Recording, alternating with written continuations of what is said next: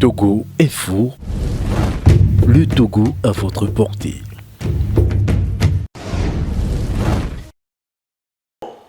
Vous savez, nous sommes en démocratie et il n'y a aucune restriction à ce que des citoyens se retrouvent, se mobilisent autour d'un parti politique. Moi, sincèrement, ce que moi j'attends de ce nouveau parti, c'est le patriotisme, c'est une vision. Et quel est le fondement de leur programme? Quelles sont les actions d'intérêt commun que ce nouveau parti annonce et entreprendra? Bon, maintenant, pour ce qui concerne cette déclaration, ce sont des annonces sur lesquelles moi personnellement, je ne peux pas encore porter des jugements. J'attends de voir exactement ce qu'ils ont comme action, ce qu'ils ont comme objectif à décliner, à déployer pour le bien de nous tous. Parce que moi, nous, au sein de notre mouvement, l'acceptation mutuelle est de règle pour nous. Alors donc moi je pense que si nous devons œuvrer collectivement à une certaine conscientisation, surtout à l'endroit du parti au pouvoir, voilà, surtout à l'endroit du parti au pouvoir, conscientisation pour comprendre que non, nous sommes tous des Togolais et le pays nous appartient tous.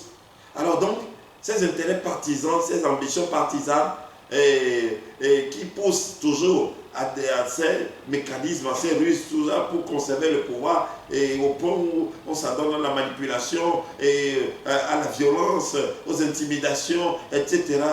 Il est temps d'aller à une rupture avec ça parce que ça ne nous permet pas d'évoluer, ça ne nous permet pas d'avancer, ça ne nous permet pas de partager ce bonheur-là, cette fierté-là de Togolais.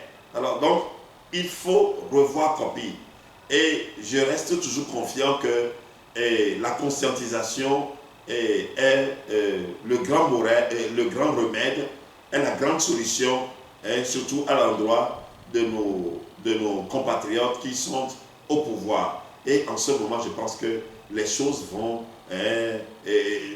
changer, les choses vont être améliorées. Et les rapports entre les Togolais, moi, ce n'est pas du tout une fierté pour moi qu'on compte des Togolais qui soient exilés hors de leur pays, incapables de rejoindre leur pays, tout simplement parce que l'ambiance politique, tout simplement parce qu'il y a certains compatriotes qui ne veulent que rester au pouvoir, etc., etc. Ça ne nous honore pas. Redescendons sur terre, prenons-en conscience et comprenons que c'est dans la main dans la main que nous allons nous valoriser. Mais je viens encore dire qu'il y a toute cette situation parce que nous sommes aveuglés, parce que nous sommes envoûtés par le luxe. C'est-à-dire que nous voudrons toujours garder une position, le luxe et les biens matériels, ces biens matériels, ces luxes-là, que nos têtes ne sont même pas capables de produire. Ces luxes, ces privilèges, nos têtes ne sont même pas capables de produire. Et nous allons faire du mal contre nos frères à cause de nos incapacités. À cause de ce que nous sommes incapables de produire, nous soyons toujours prêts à piétiner nos frères, à bloquer nos frères à cause de ça. Prenons-en conscience, réveillons-nous, changeons nos mentalités. Changeons nos mentalités pour nous garantir une bienveillance, pour nous garantir un bonheur, pour nous garantir une fierté entre Togolais. Comme on le voit, regardez les Occidentaux, regardez, ils ont fait des choix et dans la simplicité, ils avancent, ils évoluent. Et je crois que nous n'en sommes pas incapables.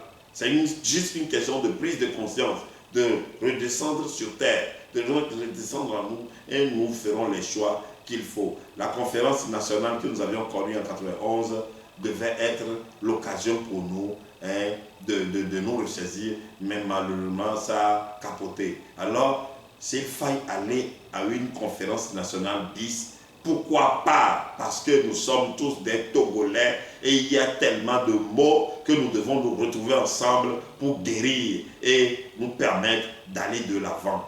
Voilà moi ma position par rapport à cette situation. Parce que nous vivons toute cette situation tout simplement parce qu'il y a un parti, il y a certains compatriotes qui veulent être toujours aux commandes du pays. C'est pourquoi il y a tout ça là.